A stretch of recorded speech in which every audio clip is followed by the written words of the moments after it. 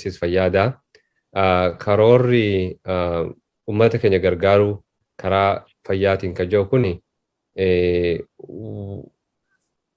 dhaaba ogeessota fayyaa Oromoo idil addunyaa yookiin Awurooppaa keessatti mission and vision yookiin ilaamee fi mul'ata isaa keessa jira. San keessa akka hidhata qabnutti biyyarraa dhufne gargaaruudhaaf ijaaramne wal quba qabaachuuf ijaaramne warra heegareef karaa mana barumsaa fayyaatichi achi barbaadu kana barachuu barbaadu fakkeenya ta'uudhaaf kalaqamne dhaabni keenya sagantaa san keessaa tokko uummata keenya kabiyyaa karaa fayyaa kanaan karaa meeshaa mana hakimaa erguudhaan capacity building yookiin dandeettii irree isaanii jabeessuu waan ta'eef kuni achi keessaa maddaa kun immoo wantoota xixiqqoo lammaa goone fakkeenya godhachuus ni dandeenya. Amma bonni nu kakaase waanuma nuti akka dhaabaattis walitti dhufnee fi akka ammaas nama wal quba qabutti osoo dhaabni kun hin dhaabbannis namoonni akka kiyyaa fi Dr. Aanaa wanni uummata keenyaa karaa barumsaatii fi karaa fayyaatiin waan yeroo dheeraadhaaf irratti haasawaa turre amma immoo firii argachaa jirtu sanuma Badri. Tole ulfaadhoo Dr. Obsa. Mee Dr. Aanaa amma dura akkuma reefu kaasnee hospitaala Cirootu gargaarame amma baddeessaadha. Mee hospitaalota hanqina qaban akkamiin qorattanii deeggarsa kana godhuuf karoorfattan asumaan ammoo kaayyoo waan isin kakaase dabalata yaada dabalataa yoo qabaatte. Hayyee Badri galatoomii carraa kana gartee nu hambitanii rakkoo uummata keenyaatii fi furmaata akka ogeeyyii fayyatti godhuu dandeenyurraa akka mari'annu carraa kana nu keessaniif anis galatoomfachuun barbaada. Akkuma Dr. Obsaan jeetti akkuma wal beeynuuni gartee biyya sanarraa waan dhufneef jecha ogummaa qabnuun uummata keenya tinnisuu gargaaruu fedhinnaan sun numa jirti. Akkanatti fakkaatutti namni irra guddaan biyya ambaa jiraatullee hawwiin waan gartee bareedduu asitti arkuun biyyeefiitiif godhuu suni nama cufa keessa numa jirti. Kaka'umsi duraa sanii talammada gartee hospitaalota hanqina qaban akkamitti beeytanii gargaaruudhaaf murteessitanii haja'u akkuma beekamu gaabiitti teenya biyya hiyyeettiidhaa hanqinni meeshaa qofa osoo hin ta'in meeshaa wal'aansaatii fi ogeeyyii wal'aansaa qofa osoo hin ta'in hedduutu jira. Suni muuxannuma gartee dhalattoota biyya sanii ta'uudhaan beeytanii agarta. Waan hedduu keessa qorachuullee barbaachisuu miti jechuu numa beeyta. Hanqinni hedduu guddaa waan ta'eef akkitti dura hospitaala Ciroo gargaaruudhaaf murteessine connection qabna jechuudha. Nama beeynu jira nama hospitaala san keessa dalagu. So hanqina jiran specifically kana qabna kana nu barbaachisaa kanatti nu guutaa jedhee nama odeeffannoo san nu dabarsu nutis odeeffannoo san gartee dimshaashumatti fudhannee osoo hin ta'in gamaagamnee gama keenyaan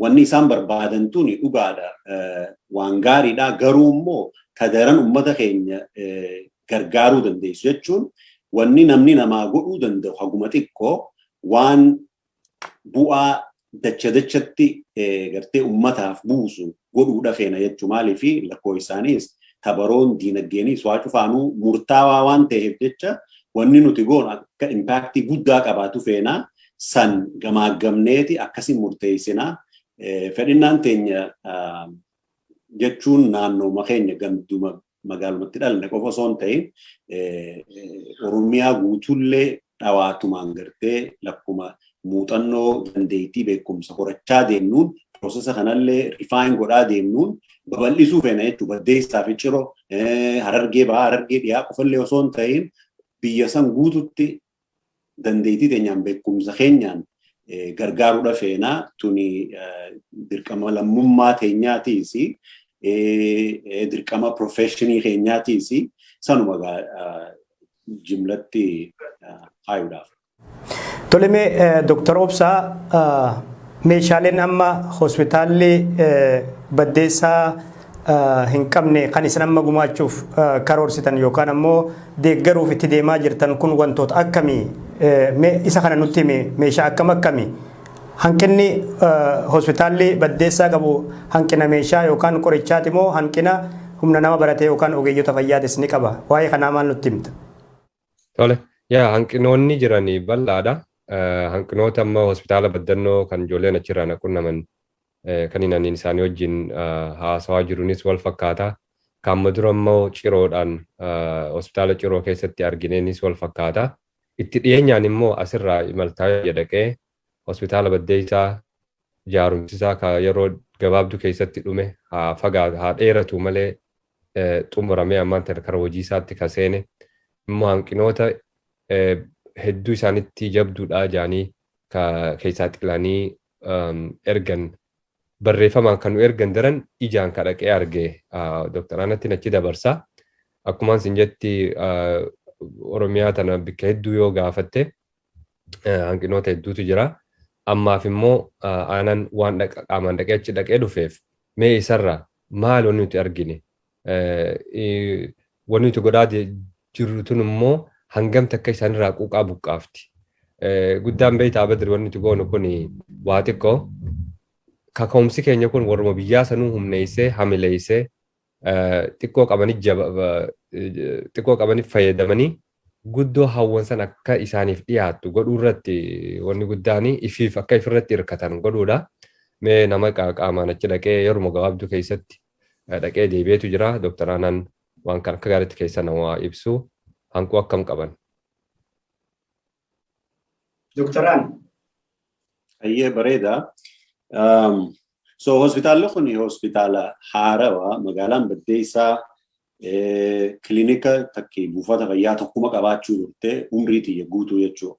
Osoo ani hin dhalatin waggaa tokko mokkana dura ijaarame buufatni fayyaa kun buufata fayyaa kanaatu bakka nama ciibsu hin qabne dandeettii fi meeshaalee kan qabne uummata magaalaa saniitii fi naannoo san baadiyyaalee naannoo san jiran tajaajilaa ture jechuudha. Haga dandeettii humnaa fi gartee tabaroosatti hospitaalli amma ijaarame kun hospitaala haarawaa ijaarmayni isaalleen yeroo dheertuu lafarraa harkifatee sababa adda addaatiin waggaa 10 caalaa deemee jira.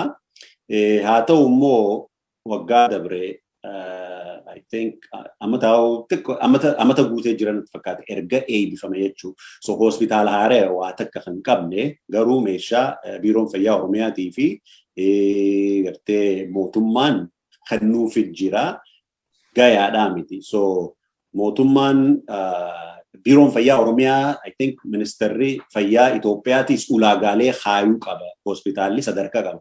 Kuni hospitaalli Baddeessatti amma ijaarame kuni hospitaala primary hospital hospitaala sadarkaa duraati. Sadarkaa duraa san guutuudhaaf meeshaalee kana specialistii hakima gosa kana si barbaachisaa je'eeti barreeffamaan kaaya biiroon fayyaa Oromiyaa ministeerri fayyaa Itoophiyaa jechuudha. Akkasiin waan isaan barbaachisu beekan jechuudha. Ulaagaa san guutuudhaaf meeshaa tana nu barbaachisaa. Meeshaa tana amma dandeessanitti meetti nu guutaa jaaniiti listii sanatti erganii akkuma Dr. Obsaan jee baatii dabre anuu biyya dhaqee Baddeessaa dhaqee ejjetii yaaniin arkee hospitaala haarawaa guddaadhaas bareedaadha sadarkaa gartee biyya sanitti waan gaariidha jalqaba bareedaadha jeetiin yaada. Akkumaan jeegaa hanqinni jiru hedduu bal'aadha meeshaa takka numa qabanii garuu hanqina waan beesik ta'ellee qaban jenereetara gartee biiroo kantiibaa magaalaa Baddeessaa ergisee fi fayyadaman jechuudha. Dandeettiinsaa maashina raajii sanillee qajeellotti akka barbaachisutti humna godhee fi akka isaan itti fayyadaman hin dandeesseef. Hanqina siree jira. Waan takka ni qabanii amma anesthesia machine gartee maashina hogguu namni operaasiyoona godhatu gartee dawaadhaan hadochanii raffisan akka namni hafuura baafatu gargaaru. Kana tokko mootummaan kenneefii jira sanillee dabalataan kabiraa isaan barbaachisaa ultrasoundii gartee dubartoota ulfaa tahan katti ilaalan dubartoota ulfaa qofa osoo hin ta'in gartee bil'iita garaa namaa keessaa kana dhukkubbii jirtu gartee adda foonii qaceellotti adda baasuudhaaf nama gargaaraa maashina EKG just hedduu microscopy wanni isaan barbaadan hedduudha jechuun san cufa guutuu tabaroo ittiin qabnu garuu haga dandeeyame jaarmaya biyya Ameerikaa jiru jaarmaya Matter jedhamu jira sanitti iyyannoo galfannee meeshaa akkanaa nu barbaachisaa kam nu gargaaruu dandeessan jennee isaa waan gartee qaban magaazina isaanii keessaa waan qaban hanqatees hatti bitanii nu kennuu danda'an galmeessanii nu erganii akkumaan jee meeshaaleen amma reefu keessaa tuttuqesan san keessaa tokko garuu ati waliigalatti meeshaa gosa 30 moo kana jechuu electronic taatee fi waan akka sireetiis wheelchairii gartee namaan olii gad deeman nama ittiin deemuu dandeenye meeshaaleen hedduudha waan yooniin bitadha jettellee imalmaanaa qaaliiti jechuudha amma meeshaaleen sun tilmaamaan $400 haga $500 meeshaa taatu jechuudha isaan wanni nu gaafatan waan noolii itti erginu $70 jechuudha amma meeshaaleen nuti gaafanne keessaa waan akka ventileetara yaanii nugguu namni gartee hafuura baafachuu dadhabe tuubboodhaan hafuura baafatuuf san meeshaan sun amma sababa COVID gatiin CTs ol kaatee harkachuun illee hedduu ulfaataadha inkubeetara ijoolleen gartee osoo hin gahin dhalatte ittiin wal'aananii gargaaran kana cufa qaba akkasuma waliinuu waan gatii meeshaa qofa osoo hin ta'in waanuma gartee ittiin ergannu nooluma meeshaa tanaatiin gaafatan jechuudha. Tole mee Dr. Obsa amma akka Dr. Aanan jedhanitti dhaabbata irraa deeggarsa argattan kana gara biyyatti erguudha. Isin maal karoorsitan akka gurmuu walitti dhufe kanatti kabiraa immoo meeshaalee kana akkamiin gara biyyaa ergitan yeroo ergitan ummata ga'uu immoo akkamitti mirkaneeffattan mee waa'ee kana nutti himi. Yaada Badriyaa akka ittiin erginu akkuma amma dura turree amma dura irra deemne jalqabbiidhaaf piroojeektiin akka paayiletii yookiin tuutifannoota nuti goone taciroo sanii san durallee meeshaan warra amma nuti hojjennu kana wajjin illee ta'uu baatu karaa biraatiin karaa naannoo Wallaggaa karaa jiddugala Oromiyaa kan fa'aa deemaa ture akkuma namaaf ifa ta'u baddeessaa kanarratti haa fuulleeffannu kuni meeshaan waan isaan fedhan wish list waan isaan barbaadan ni erganii wantoonni isaan ergan kun immoo warrarraa argannu Matter jedhama organization kana Matter MATTER.NGO yoo dho'itan organization sanii akka gaariitti keessa qorachuu dandeessanii amma dura cirootis achirraa fe'amee ammallee kan karaa dira dhawaa deemu qophaa'ee jira konteenaruma eeggachuu jira jechuudha. Akkaataan inni itti deemu tartiiba mareefoo baanaan kan lafa kaa'e kana maali hanqinni ni ilaalama achi booda hanquu san guutuudhaaf meeshaa isaan barbaadanii ergama eegas booda immoo waan jarri kun mana keessaa qabu maali waan isaan magaazina isaanii keessaa hin qabne yoo barbaanne alarraa maallaqaan bitu jechuudha gatii gabbu'aan illee ta'u alaa bitama hogguusan namoota silaa asii gumaataan waan qabu leecolloo libbaasee ergu kanaaf daranuu ba'aa ta'aa deema. Haa ta'uti yoomma kanuma isaan achii qaban qofa fuulleeffanne wanti nuti barbaadnus achii keessa yoo heddummaate meeshaa walitti qabamaa meeshaa walitti qabame san gaafa silaa fi'uun geessatti konteenera dhufu. Konteenera kana shipping company jira warra asirraa markabaan fe'ee biyya teenya sanitti kan dhiyaatu poortiin yookiin buufanni markabaa Jabuutiidha. Asiilaa Jabuutiidha from door to port yookaan from door to door waan jaamu jira. Asirraa ilaa Jabuuti si geessu immoo xalayaalee barbaachisu warroonni silaa waan kana achitti qeebalan hospitaalli baddeessaa jechuudha. Isaan waraqaalee barbaachisu hunda fixatanii gara gumrukaatiin ergame wanni kun ummataaf ergama. Wanni ummataaf ergamu kun gibira malee yookiin qarxa malee seenuu qaba. Yoo seenuu yoo akkas hin taane nagachuu hin dandeenyu sabarooti hin qabnu ummataaf waan deemuuf jecha. So asirraa gara Jabuutii irraa immoo hulluuqee bakka nuti barbaannu hulaan teenya isa baddeessa dhaqaa jechuudha. Kana hundaa'u warroonni nuti hojjennu warri faranjii kuni dhaabbanni kuni forwarding company jaanii warra silaa markaba kanaan geessee konteenara kana ilaa achi geessu isaaniitu jala deema jechuudha. Kanaaf xiqqoo nama amansiisa wanni dalainu kun maaliif akkanumatti maallaqa danuu kan walitti qabnee meeshaan kun biyya teenyaan bahaa miti. Waan ulaagaalee barbaachisu ni guuttanna isaanis waraqaalee barbaachisu deeggarsaa nuu kennu tun fuudhamtee biyya argamti warri biyyaa waan barbaachisu ni fixata. Eega isaan fixatan immoo meeshaan sun suduudaan osoo poortii keessatti yookiin buufata markabaa ka Jabuutitti hin turre achi baafannaan uummata keenya kasalaa gargaaruudhaaf tilmaamane san bira nu dhaqaa jechuudha. Akkaataan itti meeshaan asirraa deemu kana wanni guddaan immoo meeshaan dhaquun waan barame uummanni keenya rakkoo qabaachuun waan dachaan beeynu amma waan itti lafaa kaane akkamitti galmaan geenye sababaa koovidii fi sababaa ammaan tana lolaa addunyaa irra deemaa jiru kanaaf gatiin mi'aa hedduu ol ka'ee jira. Waan gaafa ciroo 40,000 gaditti keessaa baane arraan tana gara 70 nu gaafata. Suni gatii mi'aa qofa osoo hin taane wanni hospitaaleen adda addaa isaan barbaadan wal dhaba. Sunis keessa jira gatiin isaa ol ka'uuni. Hundumaafuu akkamitti waan ammaan tana argannee fadhiin nuti qabnu uummata keenya gargaaru uummanni keenyas bu'aa qaba. Hojjettoonni mana hospitaala baddeessaatis hanqoota noo guuttatan ilmaan namaa meeqa abbootii meeqa achi tajaajiluu danda'an. Amma eega wanni kun argame akkamitti achiin hin geenyaan gaafitti aantutti keessa dhufti jeetiin hawu. Tole mee Dr. Aanaa deeggarsi amma dura gootan qixa sirrii ta'een uummata saniif tajaajilarra oolee jira hospitaala san keessatti deebisaan argattan galatni argattan maal fakkaata?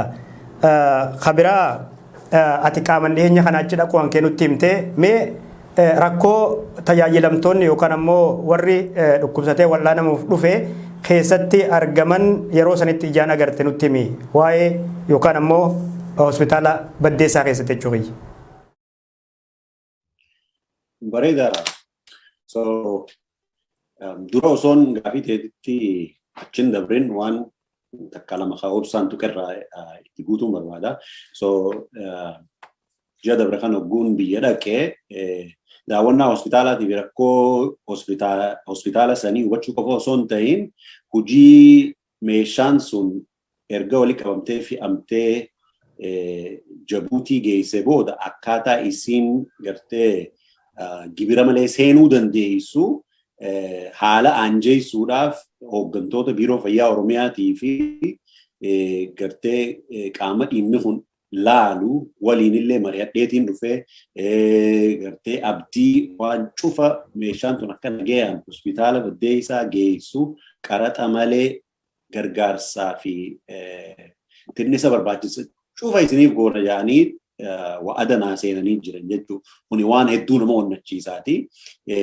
Talammadaa akkuma ati jettee meeshaan cirootti ergitan suni uummataaf bu'aa buuftee waan jettuu na gaafatte. Bu'aa buuftee jeetiin yaadaa jechuun yeroo dheeraafillee ta'uu baattu hojjettoota doktoroota hospitaala ciroo keessa hojjetan dhaqee dubbisee ilaaleetiin jira. Wanni isaan naan ja'an fiidbaakii tokko tokko nu kennanii jiran jechuudha. Wanni kun waan nuti yeroo duraatiif goone akka tuuta tokkotti anaaf Dr. Obsaa fi waayillan keenya Dr. Nuraddiin, Dr. Salahaddin fi Dr. Jaafar gartee muuxannoo duraa waan ta'eef jecha fiidbaakii illee akka isaan gartee waan nuti tolchine nu himanii waan hanqinaa fi waan gartee fooyyeffachuu qabnu naa himaniin gaafadhee keessaafuu hogguu meeshaan sun dhuftu meeshaa PPE jedhanii personal protective equipment jechuun gartee waan funyaanii kaayyatan maaskii waan ija kaayyatan waan qaamatti gad uffatan kana cufa qabaachuu ture jechuun meeshaan konteenarri sun hogguu dhaqu koovidiin walirra dhufee meeshaan sun hedduu nu gargaartee lubbuu hedduu baraartee nuus gartee akka jechuun doktorotaa fi narsoota hospitaalicha san keessa dalagan akka isaan gartee dhukkuba kanaaf hin saaxilamne hedduu isaan gargaartee sanirraa gammachuu fi gartee gammachuu guddoo akka qabannaa ibsan jechuudha. Rakkoon biraa takka takkaas ni jirti suni akkuma fuuldura deemnuun egaa furmaatatti goraa deemnaa sunis maali amma meeshaaleen takka takka meeshaan biyya Ameerikatti hojjettu electricity tiriknii humni isii tabiyyaatiin adda biyya teenya 220 voltiidhaan itti fakkaata kaasii 110 so meeshaa asitti Ameerikaaf tolfamtee fuutee biyya geessite yoo transformera waan itti godhantu jira maashinatti godhantu jira transformera saniin humna tirika sanii gabbuuftee akka meeshaa saniin gubnetti yoo qajeelchite malee suduudumaan fuutee itti fayyadamuu hin dandeessu meeshaalee takka takka ta'e isaan ammallee gartee itti dhimma bahuu hin danda'in sababaa rakkina tirikni wal dhabuudhaa humni tirikaa wal dhabuudhaa ni jirti sanis dhawaatuman fuuldura fooyyeeffachaa furmaatatti goonaa adeemnu ta'a. Habiraa dubbii hospitaala Baddeessaa jechuun tiyyarra dhaabeetiin siima ani magaalaa Baddeessaa san keessatti buufata fayyaa kan irree maqaa kana maddittiin guddadhee hospitaala maali kilinikuma san keessatti illee dhaladhellee so rakkoo fayyaa ummata keenyaa nama daranillee beeka jechuu danda'uu baadhu hubannoo gayaadhaan qaba je'eetiin yaada jechuudha. Ijoollummaadhaanii hagam takka hanqinni akka jiru ni argita beektee namni achi deemee wallaansa dhabee waa hedduu argite hedduu keessa seenuun fedhu rakkinni guddaadha hedduu gadi fagoodhaas garuu hunnu hamilchuudha qaba je'eetiin yaadaan maaliifi namni haguma dandeenyu ogummaa isaatiin maallaqa qabu maallaqaan yoo gamtoomee waa takka buuse furmaata guutumaa guututti illee ta'uu baatu hamma tokko tajaajila uummata keenyaa fooyyeessaa kwaalitii isaa jijjiiraa waan deemuuf jecha waan hedduu nama onnachiisu jechuudha. Akkumaan reefu jee gaawwanni hanqinni hedduudha kana jedhanii takka takkaan keessa deemuun barbaachisaa natti hin fakkaatu maaliifi dawaan hanqina jira hojjetaa hanqina jira akkumaan sinjee jenereetara meeshaalee fayyaa hedduu jira wanni amma nuti walitti qabnee erginuuf kuni rakkoo san hamma tokko furmaata ta'a akka isaan gartee itti fayyadaman meeshaa tan itti fayyadamanii uummataaf bu'aatti buusan laalleeti tabiraatis ta'an qattees hegeree dhawaa ta'an fuuldura qajeelfachaa deemnaa rakkoon biraa ammaasiin tajirtu gartee muuxannoo beekumsa biyyanatti barannee horannee kanallee reefu Dr. Obsaan capacity building sanirratti hojjannee waan beeknu muuxannoo teenya doktoroota amma eebbifaniif barattoota gartee haakimummaa barachuu jiraniif saniifillee dabarsuu barbaannaa sun egaa waan hegeree irratti hojjennu taati. Tole mee Dr. Obsaa amma meeshaa argattan kana yookaan ammoo meeshaa deeggarsaan dhaabbata birarraa argattan kana erguudhaaf baasii guddaa isin gaafachuu mala baasii kana ammoo akkamitti cufuu dandeessu maal galiin keessan? Yaade galiin keenya ifumarraa kaana namoonni waan kana gaggeessu xiqqaatullee yeroo isaa yoo guddatte immoo yeroo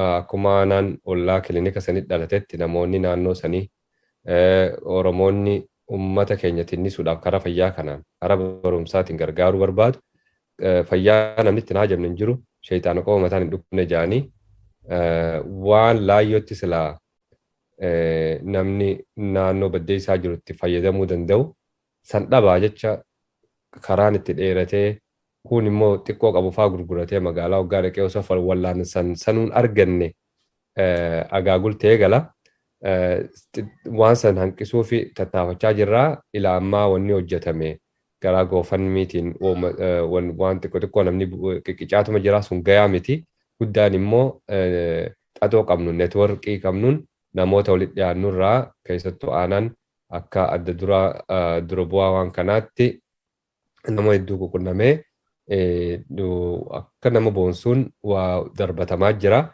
Kanarratti isarratti dhiisaa haga keeysootii wanni bu'aa jirtu gaariidha.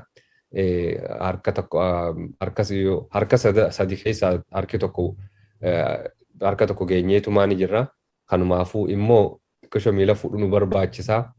Maaliif arra beeyne malee gatii boruu hin beeynu immoo fayyaa nama eeggattu. Fayyaa waan nama eegganneef akkuma taciroo sun yeroo hamtuu COVID-19 meeshaan sun dhaqee uummata keenya waan COVIDiin wal qabatee dhufe osoo hin taane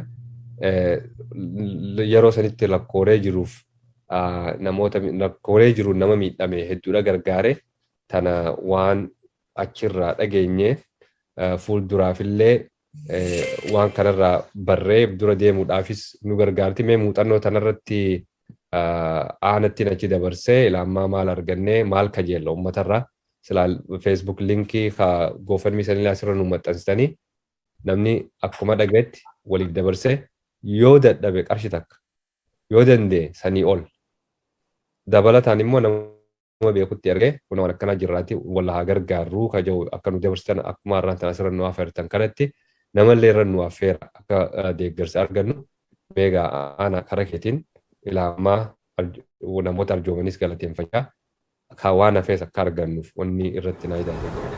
Tole mee ana asumarratti eessatti harki isin gabaabbate amma waan jettan kana uummata rakkoo keessa jiru san dhaqqabuudhaaf mee ifaan ifatti uummatatti himaa waan kana rakkannee kanarratti deeggarsa nu feesisa kan jiru. Baay'ee bareeda. Tuqatti meeshaa tana fuudhanii jaarmanii maatar jaamu kun Minnesota jira. Achirraa fuudhanii konteenaraan naqanii haga baddee isaa geessuudhaaf baasiin isaan nu gaafatan $7,000. Dhugaadha maallaqa guddaadha. Garuu namni yoo mataa walitti qabatee haguma danda'u qarshii takka qarshii 5 ka danda'u kasan ol danda'ulleen yoo nu buuse galma numa geenyaa. Haga ammatti irra guddaa kan fuulleeffanne gartee dhalattoota magaalaa sanii ijoollee baddee isaati.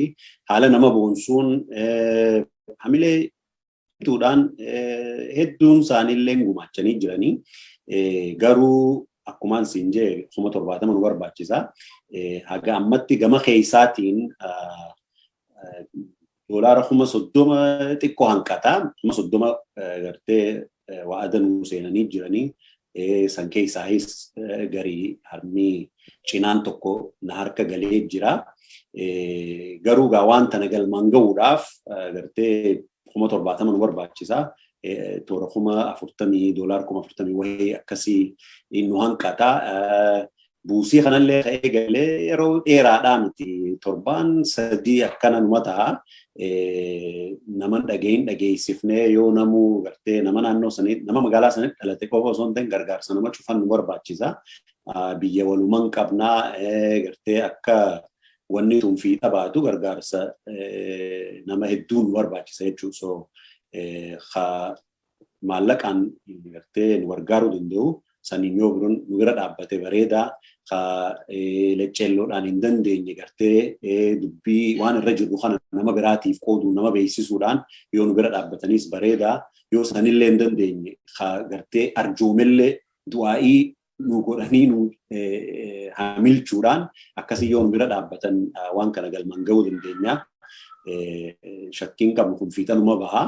Garuu waan gartee waan dubbiin fayyaatuun dubbii yeroo namaa kan nituu miti dubbii fardiidhaas. Tanaaf jecha gartee bakka galma ga'uu feenu san akka geenyu hatattamaan yoo namni nutti hirmatee akkasiin nuti innise hedduu bareedaadha. Tole Dr. Obsa yaada dabalataa yoo qabaachuu baattee wanni isin godhaa jirtan kun fakkeenya gaariidha. Kutaalee Oromiyaa yookaan ammoo godinaalee Oromiyaa garaagaraa keessatti hospitaalonni fi buufataaleen fayyaa waan amma isin yaaddan kanan qabne baay'eetu jira.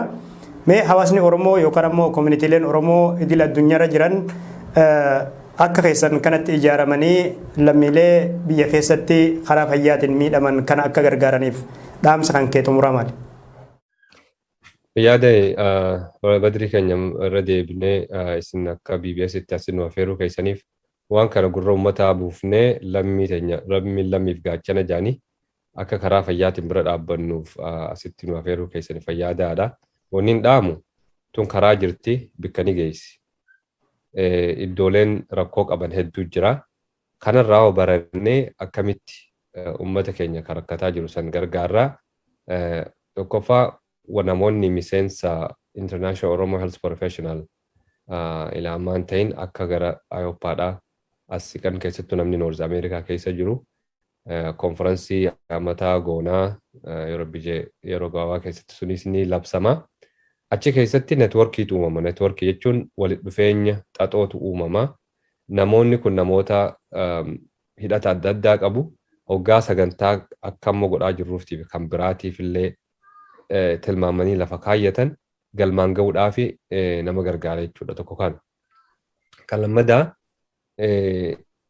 namoonni nuti har'a jirraa kan boru dhufu immoo warri har'a jiru kun maal hojjetee dabre je'eeti fakkeenya godhatee ka'a. Isaaniifillee waa tattaraarree lafa kaa'uudhaaf kan nuti carraaqaa jirru ijoollonni keenya kaasitti ol guddachaa jiranii fi hegerellee dhalatan xurree tanarra deemanii hawaasa guddaa wantoota silaa jiruudhaaf bu'uuratan waan akka fayyaa, waan akka barumsaa yeroo hedduu barumsa fayyaa wajjin irra deddeebi'een dubbadha. Hoggaan barumsa jiru meeshaa mana hakimaa qofa erguu qofaanii miti. Namoota achi hojjetus barsiisuudha yoo hanga dandeenyutti. Namootuma uummatuma bal'aadhaa'u yeroo COVID irraa nama baraaruudhaaf waa hedduudha barsiisaa turre. Wantoota san itti fufuudhaaf nuti akka jaarmaya Ayoppaatti cimuu qabna. Kana keessatti immoo namni rabbi laaffiseef akkanatti uummata keenya bira dhaabbachuudhaaf akka kophaas ta'u gareenis akkanatti qophaa'ee uummata keenya bira dhaabbatu asumaanii dhaamsa dabarsina. Uummata keenya raacituu hin qabnu. Uummata keenya kabiyya jiru, kabiyya alaa jiru keessaa waan jirruuf gumaacha amma yeroo gabaabduu sana keessatti waan agasiitu arganne hedduu nama boonsaa. Biyya dhiifnee dhufne immoo waggaa miini kun dhaqeef namoota nuti qabnuutu alarraa akkanatti nuuf jecha wal gurmaa'ee waan kana godhe jaanii isaanitti hamilee daangaa hin qabne oora jechuudha. Sun uummata qofa osoo hin taane hojjettoota mana hakimaa keessaa isaanuma kanaa akka benziilaatti isaan kana cimsaa. Rabbiin nu gargaaru tun galma geessi hawaasa keenyallee jajjabaanne. Namni jajjabaate, namni karooraan deemu, namni waan qabe gadi hin dhiifne, persistent namni ta'e, bold, sodaa malee ka hojjetu, galmani gahaa, sani kan uummanni keenyallee barbaadu, addunyaan qaroomtee as geesse tunis akkanatti waliif hirkoo ta'uudhaanii as gahanii haa jabaannuun jaa galatooma. Tole Dr. Obsa wanni naaf hafee jettu yoo jiraate carraa kanaan. Dr. Aanaa jechuu biyya. Ayya bareeda. Waan irra guddaa Dr. Obsaan dubbatee jira dhaamsa bareedaadha. Hedduu waan inni sanitti ida'ullee waan qabu garuu wanniin nama keenya yaadachiisuu barbaadu namni mataa walitti qabatee gamtoomee waan yaadaan irra wal didu dhiisee waan irratti yaadaan walii galu irratti hojjechuu yoo danda'e waa hedduu ifiifis hawaasa fiitiifis biyya fiitiifis buusuu danda'a. Nama waliin hojjechuun ogguu takka takka yaada adda addaatu dhufaa kana wal simachiisanii waliin deemuun fuuldura deemuun waa galmaan gahuu danda'uun muuxannoollee barbaachisti. Kanaaf jecha obsallee nama barbaachisa. Namni walii obsuu qaba. Waan kana hojiidhaan gartee irratti hirmaannee halaalaa qeequu qofa osoo hin ta'in qeequullee barbaachisaadha, gaariidha. Garuu keessa seennee uummata keenyaaf namuu waan dandeenyu ogummaa qabnu yoo buufne biyya silaa feenu hawaasa silaa feenu san jaaruu dandeenya. Akkuma reefuun tana jee rakkoon biyya